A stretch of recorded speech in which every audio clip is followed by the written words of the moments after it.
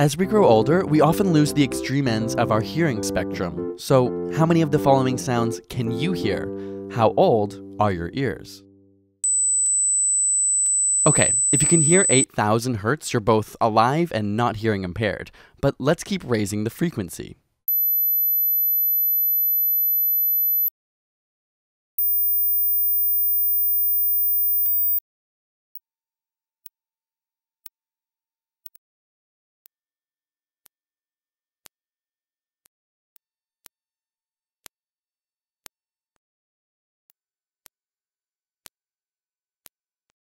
How high could you hear?